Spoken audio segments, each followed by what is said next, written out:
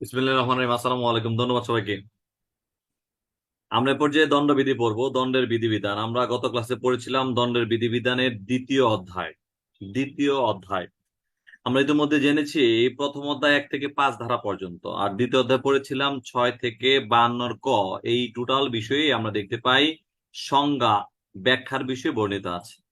আজকে আমরা পড়বো তৃতীয় অধ্যায়, দণ্ড সমূহ। কি কি দণ্ড দেওয়া হয়ে থাকে, দণ্ডের পরিবর্তে, জরিমানা আদায়ের পরিবর্তে কি দণ্ড দেওয়া হয়ে থাকে, এই বিষয়গুলো আমরা জানার চেষ্টা করব। আমরা দেখি, প্রথমে জানবো 53 ধারা, দণ্ড সমূহ। দণ্ড অ্যাকচুয়ালি আমরা জানি 5 প্রকারের হয়। দণ্ড কত প্রকারের হয়? দণ্ড 5 প্রকারের হয়ে থাকে। আমরা এই 5 প্রকারের দণ্ডের মধ্যে আমরা দেখতে পাই, যদিও বইয়ের মধ্যে 6 প্রকারের কথা বলা আছে, দ্যাট মিনস প্রথমত থেকে ষষ্ঠত, বাট আমরা তৃতীয়ত যে বিষয়টা সেটা বাতিল, দ্যাটস ওয়াই আমরা সেটাকে 5 প্রকারের দণ্ড বলে অভিহিত করে থাকি।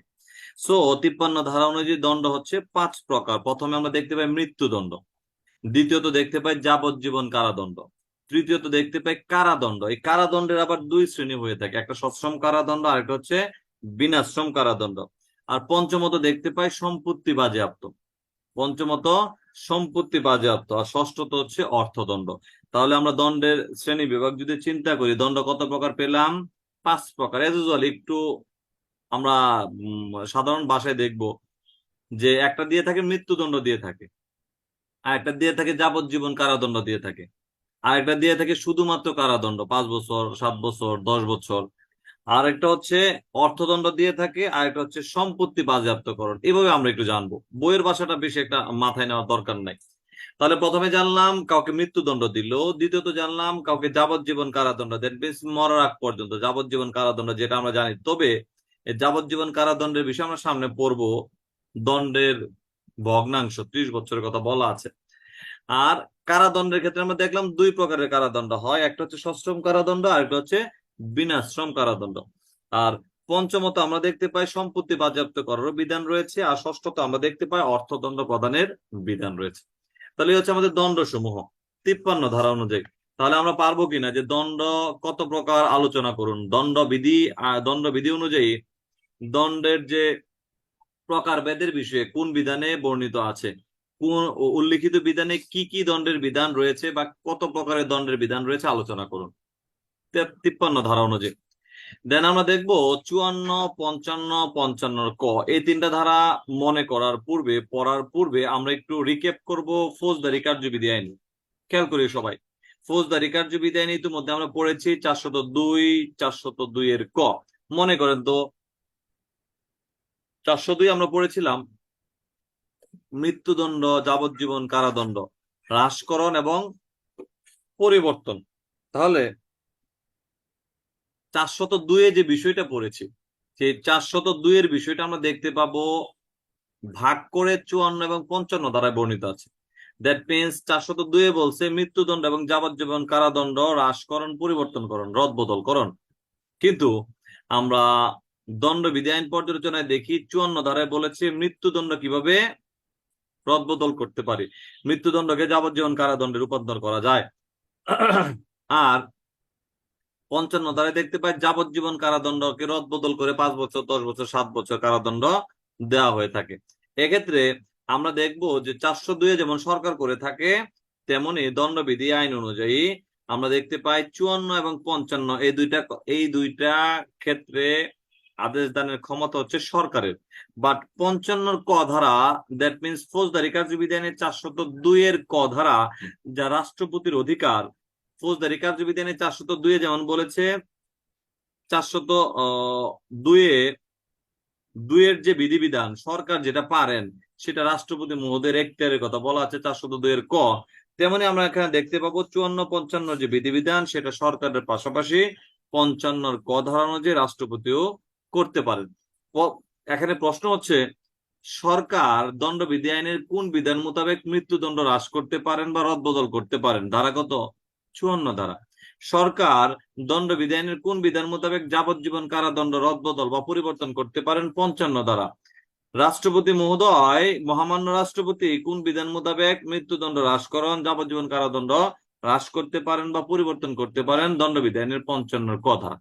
ক্লিয়ার? তাহলে হচ্ছে আমাদের দণ্ড রদবদল, মৃত্যুদণ্ড রদবদল 54 ধারা, যাবজ্জীবন কারাদণ্ড রদবদল 55 ধারা, যা পারেন সরকার। আর 55 ক ধারা অনুযায়ী মহামান্য রাষ্ট্রপতি পারেন 54-55 ধারার বিধানাবলী অনুযায়ী।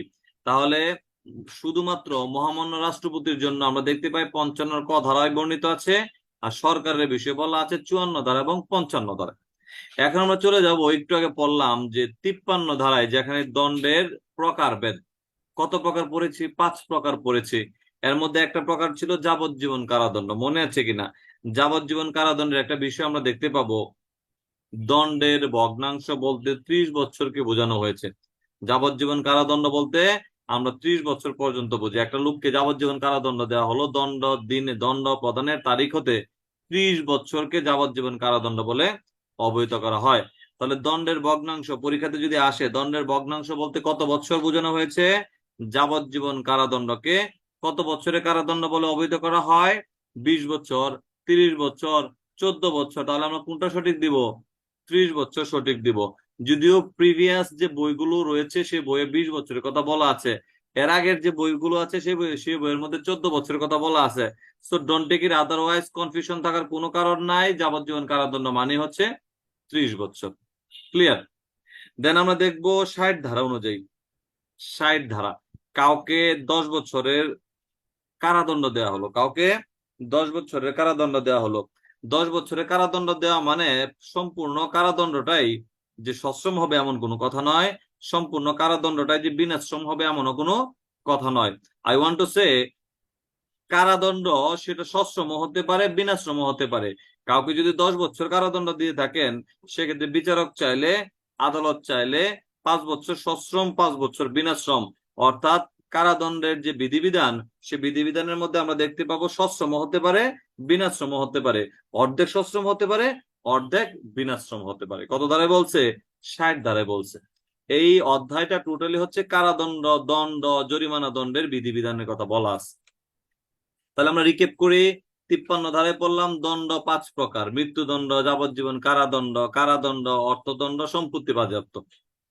54 ধারায় পড়লাম মৃত্যুদণ্ড হ্রাসকরণ, সরকার পারে। 55 ধারায় পড়লাম যাবজ্জীবন কারাদণ্ড হ্রাসকরণ, সরকার পারে। আর 55 ক ধারায় পড়লাম রাষ্ট্রপতি, মহামান্য রাষ্ট্র মহোদয় পারে, মহামান্য রাষ্ট্রপতি মহোদয় পারে হ্রাসকরণ, রূপান্তর, যাবজ্জীবন অথবা মৃত্যুদণ্ড। 55 ক, যা আমরা ইতিমধ্যে পড়েছি ফৌজদারি কার্যবিধি আইনের 402 এর ক।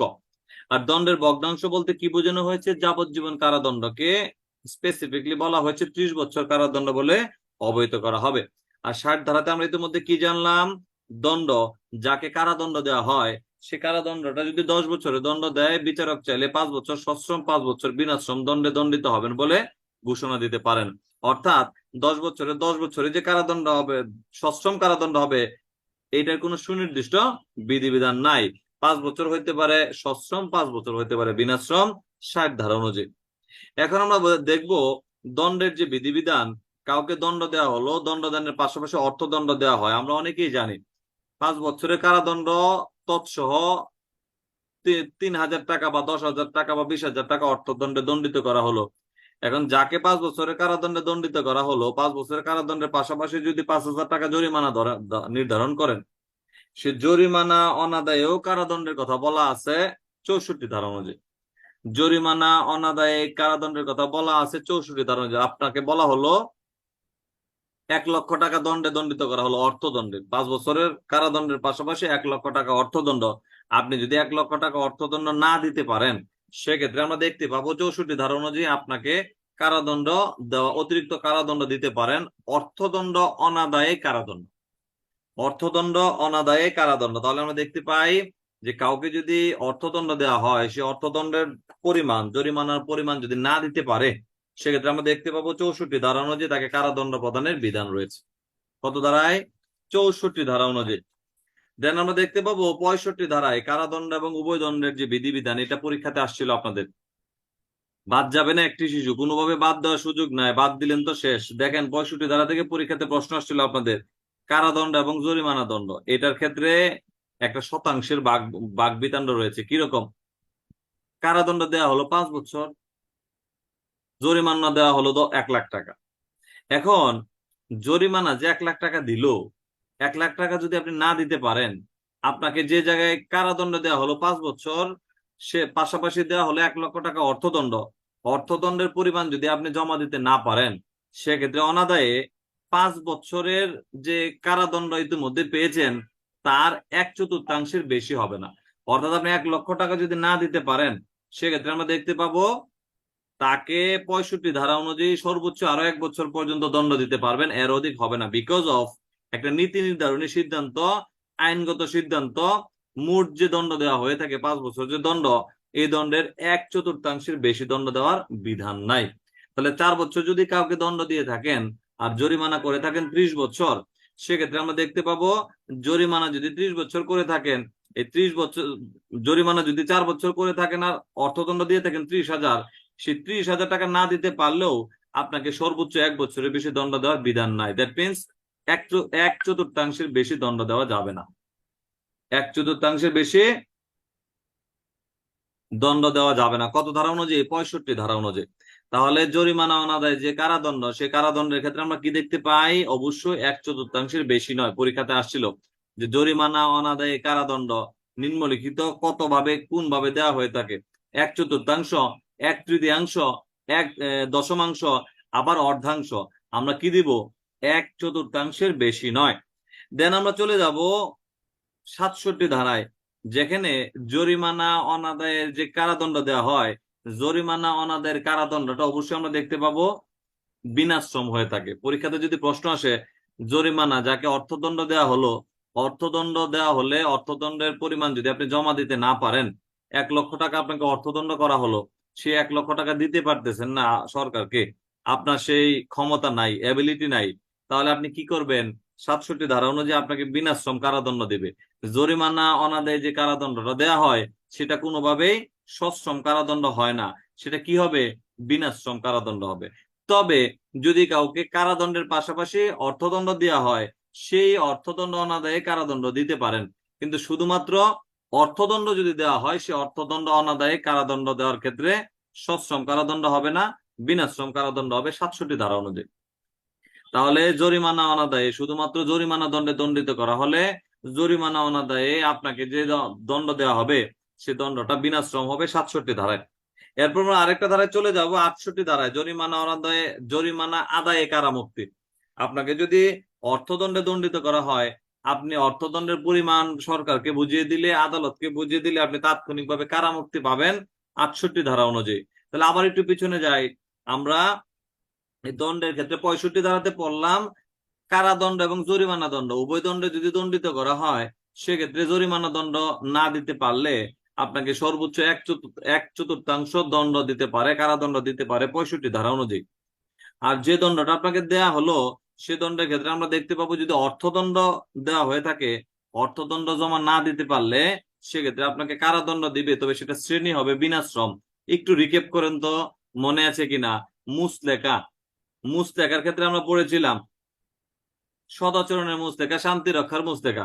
শান্তি রক্ষার মুস্তেকার ক্ষেত্রে কারাদণ্ড অনাদায়ে কারাদণ্ড কি হয়? বিনাশ্রম। আর সদাচরণের ক্ষেত্রে হয় সশ্রম। মনে আছে নাকি? সো আমরা এখানে দেখতে পাই জরিমানা আদায়ের যে দণ্ড, জরিমানা অনাদায়ে দণ্ড দেওয়া হলে সে দণ্ডটা হবে কি? সে দণ্ডটা হবে বিনাশ্রম কারাদণ্ড 67 ধারা অনুযায়ী। আর 68 ধারাতে বললাম জরিমানা আদায়ে কারামুক্তি, জরিমানার টাকা দিলেন তাৎক্ষণিকভাবে মুক্তি পাবেন 68 ধারা অনুযায়ী। প্রশ্ন, দণ্ডবিধি আইনের কোন বিধান মোতাবেক, দণ্ডবিধি আইনের কোন বিধান মোতাবেক জরিমানার অর্থ প্রদান করার সাথে সাথে কারামুক্তি দেওয়া হয়, মুক্তি প্রদান করা হয়? আমরা দেখব জরিমানা দেওয়ার সাথে সাথে কারামুক্তি দেওয়া হয় 68 ধারা অনুযায়ী। কত ধারায়? 68 ধারা অনুযায়ী। দেন আমরা চলে যাব 70 ধারায়। খেয়াল করবো সবাই, এখান থেকে একটা এমসিকিউ আমরা নিয়ে নিব। 70 ধারা থেকে আমরা দেখতে পাবো কাউকে যদি জরিমানা দণ্ডে দেওয়া হয়, কাউকে যদি জরিমানা দণ্ড দেওয়া হয়, সে জরিমানা দণ্ডের যে অর্থ, আপনি সে অর্থ জমা কখন দিতে পারবেন? আপনাকে জরিমানা দণ্ডে দণ্ডিত করা হলে 6 বছর, আপনার দণ্ড পাওয়া হতে 6 বছরের মধ্যে আপনি অর্থ আদালতে জমা দিবেন। যদি 6 বছর ক্রস করে ফেলে সেক্ষেত্রে আপনি আর সেক্ষেত্রে আপনি আর অর্থ জমা দিতে পারবেন না। তাহলে আমরা দেখতে পাই জরিমানা অবশ্যই 6 বছরের মধ্যে, জরিমানা অবশ্যই 6 বছরের মধ্যে আদায়যোগ্য। 6 বছর ক্রস করলে সেই অর্থ আদায়যোগ্য নয়। কত ধারায়? 70 ধারায়। পাশাপাশি আরেকটা যে বিষয় আমরা জানবো, মৃত্যুর ফলে সম্পত্তি দায় মুক্ত হবে না। আপনাকে যদি জরিমানা দণ্ডে দণ্ডিত করা হয়, আপনি মনে করতেছেন যে মারা গেলে আপনি আপনার দণ্ড বাতিল হয়ে যাবে, ঠিক তা নয়। মারা গেলেও আপনার যে অর্থ এক্স্যাক্টলি 514-তে বলা আছে, জামিননামা জামিনদার যদি বাতিল হয়ে যায় সেক্ষেত্রেও মারা গেলেও আপনাকে অর্থ দিতে হয়। সেম থিংস, আপনি অপরাধী, আপনাকে জরিমানা দণ্ডে দণ্ডিত করলো, আপনি মারা গেলেন, এর অর্থ এই নয় যে আপনি চিরতরে বেঁচে গেলেন। আপনার যে সম্পত্তি, সেই সম্পত্তি বিক্রয় পূর্বক অর্থ সরকারি কোষাগারে জমা হবে 70 ধারা অনুযায়ী। তাহলে 70 ধারা আমরা দুইটা জিনিস জানলাম। যাকে জরিমানা দণ্ডে দণ্ডিত করা হলো, তিনি সেই জরিমানার অর্থ উইদিন 6 ইয়ার্স এর মধ্যে আপনাকে জরিমানার অর্থ জমা দিতে হবে 70 ধারা মোতাবেক। যদি আপনি ইন দ্য মিনটাইম মারা যান, মারা গেলে আপনি যে সম্পত্তি রেখে গেছেন, সে সম্পত্তি বিক্রয় পূর্বক অর্থ সরকারি কোষাগারে জমা হবে 70 ধারা অনুযায়ী। তাহলে জরিমানা আদায়ে কারামুক্তি 68 ধারা। আর জরিমানা যদি না দিতে পারেন, জরিমানার অর্থ যদি দিতে হয়, সেক্ষেত্রে সর্বোচ্চ 6 বছরের মধ্যে দিতে হবে। আর এর মধ্যে যদি আপনি মারা যান, তাহলে আপনার অর্থ আপনি জমা না দিয়ে যদি মারা যেয়ে থাকেন, আপনার সম্পত্তি বিক্রয় পূর্বক অর্থ সরকারি কোষাগারে জমা হবে 70 ধারা মোতাবেক। সর্বোপরি আমরা আরেকটা ধারা নিব, আপনারা বিভিন্ন দিকে যাবেন না, নির্জন কারাবাস। এখান থেকে এত কিছু আমার জানা দরকার নাই, আমরা শুধু জানবো নির্জন কারাবাসের মেয়াদ। ওয়ান্স আপন এ টাইম ছিল, এখন নাই। আগে যে কারাবাস দিত, নির্জন কারাবাস, সমুদ্র দ্বীপান্তর, একটা সুনির্দিষ্ট জায়গায় ফেলে রাখা যেখানে কোনো জনমানুষ নাই, এই যে নির্জন কারাবাস, নির্জন কারাবাসের দণ্ড বর্তমানে নাই। তথাপিও আমরা শুধু এমসিকিউর জন্য জানবো নির্জন কারাবাসের যে মেয়াদ, নির্জন কারাবাসের যে মেয়াদ, এটা সর্বোচ্চ হবে কতদিন? 3 মাস পর্যন্ত।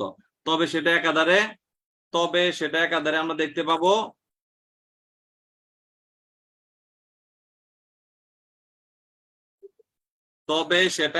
কোনোভাবেই 7 দিনে 14 দিনের অধিক হবে না। নির্জন কারাবাসের মেয়াদ হবে কতদিন? নির্জন কারাবাসের মেয়াদ হবে 3 মাস, সর্বোচ্চ 3 মাস। তবে সেটা এট এ টাইম একসাথে 14 দিনের বেশি হবে না। কোন বিধান মোতাবেক? 73 ধারা মোতাবেক। 73 ধারায় বলছে একাধারে হবে সর্বোচ্চ হবে 3 মাস, আর 74 ধারায় বলছে একাধারে 14 দিনের অধিক নয়। এটা হচ্ছে নির্জন কারাবাসের বিধিবিধান। সর্বশেষ আমরা দেখতে পাবো 75 ধারায়, 3য় অধ্যায় সর্বশেষ ধারা 75 ধারা। 75 ধারা পর্যালোচনা আমরা দেখতে পাই দ্বাদশ বা সপ্তদশ অধ্যায় 12তম এবং 17তম যে অধ্যায়, 12তম এবং 17তম যে অধ্যায়। মনে করবেন আপনাদেরকে আজকে একটা অধ্যায় শীট দিয়ে দেব, কিছুক্ষণের মধ্যে একটা অধ্যায় শীট দিব, অধ্যায়টা একটু মনে রাখার চেষ্টা করব। দ্বাদশ অধ্যায়, দ্যাট মিনস দ্বাদশ অধ্যায় কি বলা আছে? মুদ্রা বা সরকারি স্ট্যাম্প জালিয়াতি সম্পর্কিত। আর সপ্তদশ অধ্যায় বলা আছে সম্পত্তির বিরুদ্ধে অপরাধ লাইক দ্যাট চুরি সম্পর্কিত।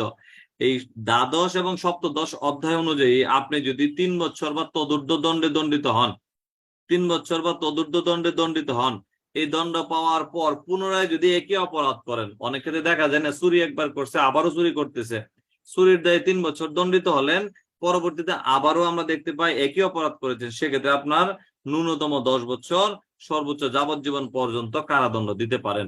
এই প্রশ্নটাও পরীক্ষাতে আসছিল, যাবজ্জীবন কারাদণ্ডের ক্ষেত্রে খেয়াল করবেন বর্ধিত দণ্ড কোন কোন অধ্যায়ের বিধিবিধান লঙ্ঘন করলে দেওয়া হয়ে থাকে, সর্বোচ্চ কত দিন পর্যন্ত বা কত সময় পর্যন্ত দেওয়া হয়ে থাকে। তাহলে সর্বনিম্ন 10 বছর, সর্বোচ্চ যাবজ্জীবন কারাদণ্ড পর্যন্ত দেওয়া হয়ে থাকে 75 ধারা মোতাবেক। অবভিয়াসলি আমরা এই 75 ধারার সাথে বর্ধিত দণ্ডের সাথে প্রবিধান ব্যবহার করব 450, 458। প্রবিধান কত? 450, 458। তাহলে আমরা আরেকটু পিছনে যাই। ইতিমধ্যে আমরা কি জেনেছি? 53 ধারা। দণ্ড কত প্রকার? দণ্ড 5 প্রকার। প্রথমে মৃত্যুদণ্ড, দেন যাবজ্জীবন কারাদণ্ড, দেন শুধু কারাদণ্ড, দেন সম্পত্তি বাজেয়াপ্ত, দেন অর্থদণ্ড। 53 ধারা অনুযায়ী 54 ধারা আমরা জানলাম মৃত্যুদণ্ড হ্রাস করতে পারেন সরকার। 55 ধারায় জানলাম যাবজ্জীবন কারাদণ্ড হ্রাস করতে পারেন সরকার। আর 55 কতে জানলাম রাষ্ট্রপতি মহোদয় হ্রাস করতে পারেন মৃত্যুদণ্ড, যাবজ্জীবন কারাদণ্ড। 55 ক ফৌজদারি কার্যবিধি মধ্যে পড়ে আসছি 402 এর ক। 57 ধারা আমরা দেখতে পাই দণ্ডের ভগ্নাংশ কত ভগ্নাংশ হবে 30 বছর পর্যন্ত। আর 60 ধারা আমরা দেখতে পাই কারাদণ্ড অর্ধেক হইতে পারে সশ্রম, অর্ধেক হইতে পারে বিনাশ্রম। কত ধারা অনুযায়ী 60 ধারা অনুযায়ী। আর 66 ধারা আমরা দেখলাম যদি জরিমানার দণ্ড প্রদানে ব্যর্থ হই, জরিমানা অনাদায়ে আমাকে কারাদণ্ড দিবে 64 ধারা অনুযায়ী। জরিমানা অনাদায়ে কারাদণ্ড দিবে 64 ধারা অনুযায়ী।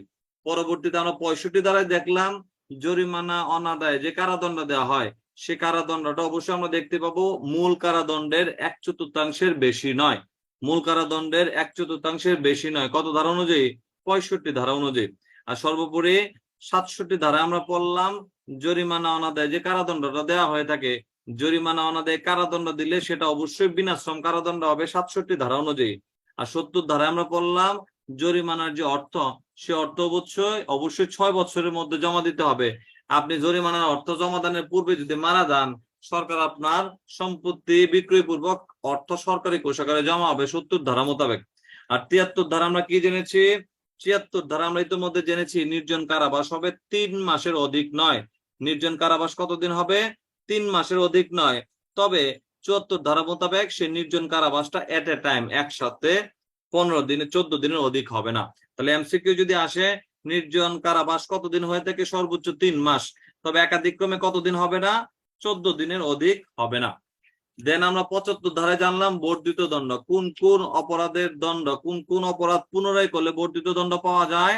দণ্ডবিধি আইনের দ্বাদশ অধ্যায়ের অপরাধ, দণ্ডবিধি আইনের সপ্তদশ অধ্যায়ের অপরাধ আপনি যদি পুনরায় করেন, আপনি যদি দ্বিতীয়বার করেন, 3 বছরের দণ্ড পাওয়ার পর করেন, তাহলে দেখতে পাই আপনাকে বর্ধিত দণ্ড দেওয়া হয়। বর্ধিত দণ্ড কত বছর পর্যন্ত? সর্বনিম্ন 10 বছর, সর্বোচ্চ বিনাশ্রম কারাদণ্ড, যাবজ্জীবন কারাদণ্ড পর্যন্ত দিতে পারেন 75 ধারা অনুযায়ী। প্রবিধান কত? 450, 458। এই ছিল আমাদের তৃতীয় অধ্যায়ের বিবেচ্য বিষয়। আমরা আরেকটু আগাবো। আমি জানি যে আপনারা এই বিধিবিধানগুলো ইতিমধ্যে পড়েন নাই, এই অংশটা একটু নতুন। দণ্ডের যে প্রকারভেদের কথা বললাম 53 থেকে 75 পর্যন্ত, এই অংশটা নতুন। এটার প্রতি একটু গুরুত্ব বেশি দিবেন যেহেতু পূর্বে পড়েন নাই, যেই থিমগুলো আপনাকে দিলাম। এখন আমরা চলে যাব চতুর্থ অধ্যায়ে।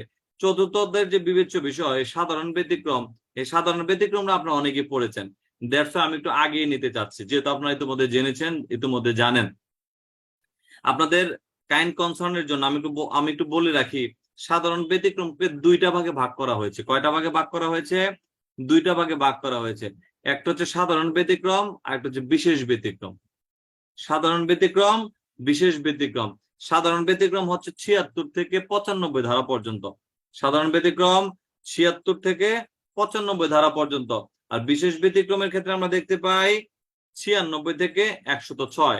তাহলে 76 থেকে 95 এবং 96 থেকে 106। 76 থেকে 95 হচ্ছে সাধারণ ব্যতিক্রম, আর 96 থেকে 106 হচ্ছে বিশেষ ব্যতিক্রম। এখন আমরা সাধারণ ব্যতিক্রম নিয়ে একটা আলোচনায় যাব। দয়া করে মন খারাপ করবেন না, কষ্ট নিবেন না।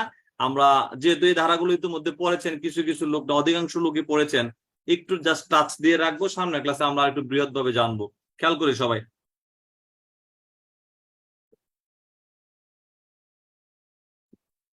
যেখানে ছিলাম, চতুর্থ অধ্যায়। চতুর্থ অধ্যায়ের বিবেচ্য বিষয় কি? চতুর্থ অধ্যায়ের বিবেচ্য বিষয় হচ্ছে সাধারণ ব্যতিক্রম সমূহ। এই সাধারণ ব্যতিক্রম মধ্যে অংশ কয়টা? 2টা। সাধারণ ব্যতিক্রম, বিশেষ ব্যতিক্রম। সাধারণ ব্যতিক্রম কত থেকে কত ধারা? সাধারণ ব্যতিক্রম 76 থেকে 95 ধারা। বিশেষ ব্যতিক্রম কত থেকে কত ধারা? বিশেষ ব্যতিক্রম হচ্ছে 96 থেকে 106 ধারা। এখন আমরা জানবো এই যে সাধারণ ব্যতিক্রমের বিষয়ে 76 ধারা।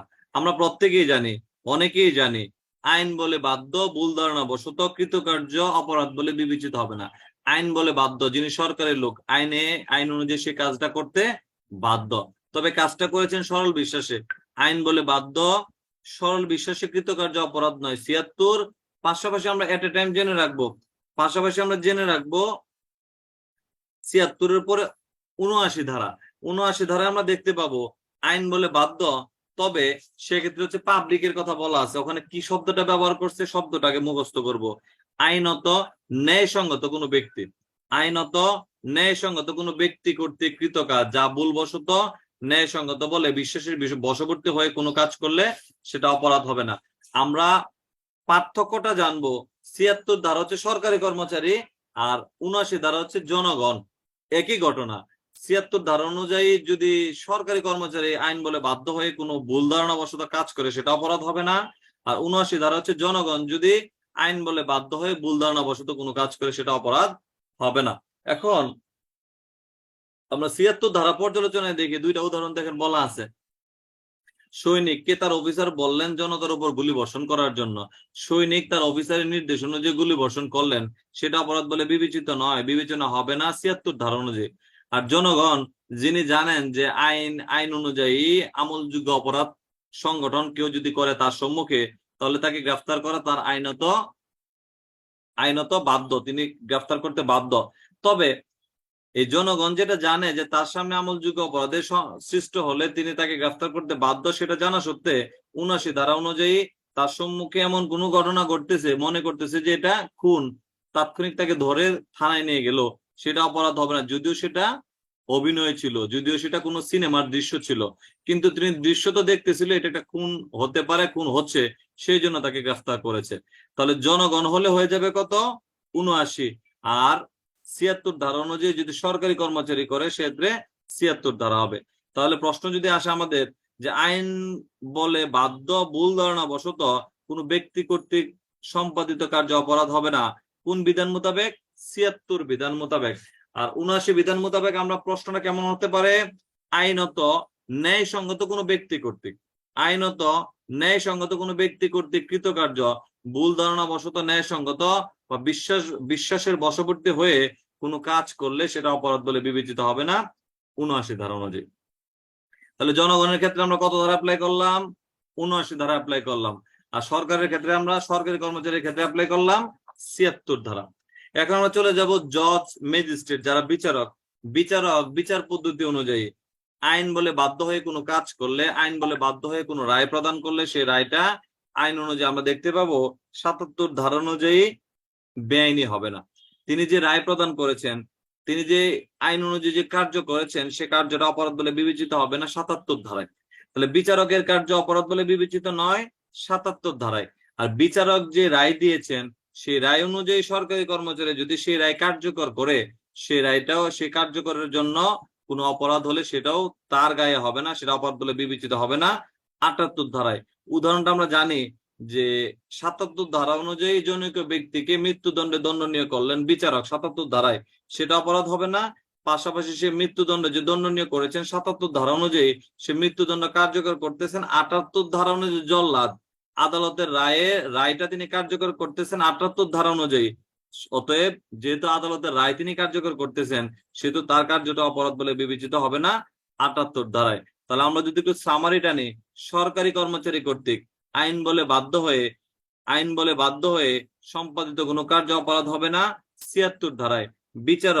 বিচার পদ্ধতি অনুযায়ী সম্পাদনকৃত কার্য অপরাধ বলে বিবেচিত হবে না ৭৭ ধারা অনুযায়ী। বিচারকের যে রায়, সে রায় যিনি কার্যকর করতেছেন তার কাজটাও অপরাধ বলে বিবেচিত হবে না ৭৮ ধারা অনুযায়ী। আর ৭৯ ধারা আমরা ইতিমধ্যে কি পেয়েছি? যিনি আইন বলে বাধ্য ন্যায়সঙ্গত কোনো ব্যক্তি, আইন বলে বাধ্য ন্যায়সঙ্গত কোনো ব্যক্তি ভুল ধারণা বশত কোনো কাজ করেন, সে কাজের জন্য তিনি তার কাজটা অপরাধ বলে বিবেচিত হবে না ৭৯ ধারায়। তাহলে সরকারি ব্যক্তি ৭৬, বিচারক ৭৭, বিচারকের নির্দেশ অনুযায়ী সরকারি কর্মচারী যেই আদেশ পালন করে ৭৮। আর পাবলিক অর্থাৎ জনসাধারণ তিনি আইন বলে বাধ্য হয়ে যে কাজ করে সেটা অপরাধ হবে না ৭৯। কত ধারায়? ৭৯ ধারায়। আর সর্বশেষ ধারা আমরা আজকে পড়বো ৮০ ধারা। কোন আইনানুগ কার্য সম্পাদনকালে যথাযথ সতর্কতা ও যত্ন সহকারে করার পরেও যদি কোনো দুর্ঘটনা ঘটে সেটা অপরাধ বলে বিবেচিত হবে না। আমরা দেখতে পাই, খেয়াল করি সবাই, কোন আইনানুগ কার্য সম্পাদনকালে কাজটা করতেছেন আইনানুগ, আপনার যথাযথ সতর্কতাও আছে, যত্ন সহকারেও আছে, সেই যত্ন সহকারে কাজের পরে যদি কোনো প্রকার দুর্ঘটনা ঘটে সেটা অপরাধ বলে বিবেচিত হবে না। আমরা উদাহরণে কি দেখতে পাই? জনৈক ব্যক্তি কুড়াল দিয়ে গাছ কাটতেছে, তিনি যথাযথ সতর্কতার সহিত গাছ কাটতেছিল, কিন্তু হঠাৎ করে দুর্ঘটনাবশত তার কুড়ালের মাথাটা ছিটে গিয়ে অন্যজনের গায়ে লাগলো, তিনি মারা গেল বা আঘাতপ্রাপ্ত হলো। আইন অনুযায়ী সেটা অপরাধ হবে না, কারণ তিনি কাজটা করতেছিলেন আইনগত কাজ, আবার তিনি যথাযথ সতর্কতার সহিত ছিলেন, তথাপিও যদি দুর্ঘটনা ঘটে সেটা অপরাধ হবে না 80 ধারা অনুযায়ী। তাহলে আমরা উদাহরণগুলো কি মনে রাখবো? সৈনিক গুলি করলেন, অপরাধ হবে না 76 ধারা অনুযায়ী। বিচারক রায় দিলেন, অপরাধ হবে না 77 ধারা অনুযায়ী। সেই রায় অনুযায়ী কার্য করলেন কর্মচারী, আদালতের কর্মচারী, কত ধারায় অপরাধ হবে না? 78 ধারা অনুযায়ী। আর জনগণ আইন বলে বাধ্য হয়ে কোনো ভুল ধারণাবশত কাজ করলে অপরাধ হবে না 79 ধারা অনুযায়ী। আর এখন আমরা 80 ধারায় পড়লাম, আইনানুগ কার্য সম্পাদনকালে কোনো দুর্ঘটনা ঘটলে সেটাও অপরাধ হবে না 80 ধারা অনুযায়ী। কত ধারায়? 80 ধারায়। আর সর্বশেষ বিষয় আমরা একটু 81 ধারাটা নিয়ে নেব একসাথে শেষ, যেক্ষেত্রে আপনাদেরকে যে শীটটা দেওয়া হয়েছে, শীটের নিচে দেখেন একটা লাইন দেওয়া আছে, শীটের নিচে, দ্যাট মিনস 81 ধারার নিচে একটা কথা বলা আছে, অপরাধজনক উদ্দেশ্য ব্যতীত, অপরাধজনক উদ্দেশ্য ব্যতীত বৃহত্তর ক্ষতি নিবারণ কল্পে ক্ষুদ্রতর ক্ষতি অপরাধ বলে বিবেচিত হবে না।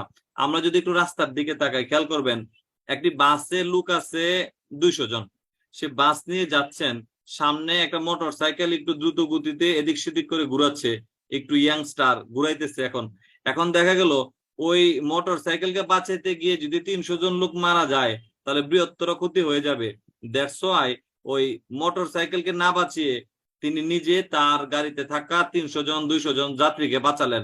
তাহলে আমরা দেখতে পাবো তার উদ্দেশ্যটা ছিল হচ্ছে তার 300 জন যাত্রীকে বাঁচানো। দ্যাটস ওয়াই তার কার্যটা অপরাধ বলে বিবেচিত হবে না। এক্ষেত্রে আমরা দেখতে পেয়েছি অপরাধজনক উদ্দেশ্য ব্যতি রেখে, অপরাধজনক উদ্দেশ্য ব্যতি রেখে বৃহত্তর ক্ষতি নিবারণ কল্পে, মানে বড় ক্ষতি নিবারণ কল্পে ক্ষুদ্রতর কোনো ক্ষতি করলে অপরাধ বলে বিবেচিত নয় 81 ধারা অনুযায়ী। কত ধারায়? 81 ধারায়। তাহলে বৃহত্তর ক্ষতি নিবারণ কল্পে ক্ষুদ্রতর ক্ষতি যদি করেন, মনের মধ্যে যদি অপরাধজনক কোনো উদ্দেশ্য না থাকে, সেক্ষেত্রে আপনার কাজটা অপরাধ বলে বিবেচিত হবে না 81 ধারা অনুযায়ী। কত ধারায়? 81 ধারায়। তাহলে আবার একটু পিছনে যাই, আমরা ইতিমধ্যে পড়তেছি কত অধ্যায়? 4র্থ অধ্যায়। অধ্যায়ের বিবেচ্য বিষয় কি? সাধারণ ব্যতিক্রম সমূহ। সাধারণ ব্যতিক্রমের মধ্যে কয়টা পার্ট রয়েছে? 2টা পার্ট রয়েছে। প্রথম পার্টে কি বলা আছে? সাধারণ ব্যতিক্রম, যেখানে আমরা পড়েছি 76 থেকে 95 পর্যন্ত। আর দ্বিতীয় পার্টে বলা আছে বিশেষ ব্যতিক্রম, যেখানে আমরা পড়েছি 96 থেকে 106 পর্যন্ত। এখন বিবেচ্য বিষয় হচ্ছে এই সাধারণ ব্যতিক্রমের মধ্যে প্রথমে পড়লাম সরকারি কর্মচারী কর্তৃক আইন বলে বাধ্য হয়ে ভুল ধারণা বশত কোনো কাজ করলে অপরাধ হবে না 76 ধারায়। বিচারক আইন বলে বাধ্য হয়ে রায় প্রদান করলে সেটা অপরাধ হবে না 77 ধারায়। বিচারকের রায় যিনি কার্যকর করতে গেলেন তার কার্যকর করাটা অপরাধ হবে না 78 ধারায়। জনসাধারণ ন্যায়সঙ্গত ভুলবশত কোনো কাজ করলে, আইন বলে বাধ্য হয়ে কোনো কাজ করলে সেটা অপরাধ হবে না 79 ধারায়। আর 80 ধারা আমরা পড়লাম আইনানুগ কার্য সম্পাদনকালে সংঘটিত দুর্ঘটনা অপরাধ নয়, যেখানে আপনার যথাযথ সতর্কতা এবং যত্ন সহকারে কাজ করেছিলেন সেটা অপরাধ হবে না 80 ধারায়। উদাহরণটা আমরা জেনেছি, কুঠারিয়া কাঠ কাটতেছিল তার কুড়াল দ্বারা, যে ক্ষেত্রে বৈধ কোনো কাজের মধ্যে দুর্ঘটনা ঘটছে, অপরাধ হবে না। আর সর্বশেষ বিষয় পড়লাম অপরাধজনক উদ্দেশ্য ব্যতীত বৃহত্তর ক্ষতির স্বার্থে ক্ষুদ্রতর ক্ষতি যদি করেন, নিবারণ কল্পে ক্ষুদ্রতর ক্ষতি যদি করেন সেটা অপরাধ বলে বিবেচিত নয়, যা আমরা 81 ধারায় পড়েছি। ধন্যবাদ সবাইকে, অনেক কষ্ট দিয়েছি। অবশ্যই অবশ্যই যে ধারাগুলো বললাম সে ধারাগুলো আমরা কমপ্লিট করে তারপর শেষ করব, ঘুমাবো। ধন্যবাদ সবাইকে। আমরা এখন প্রশ্নোত্তর পর্বে যাবো। আসসালামু আলাইকুম।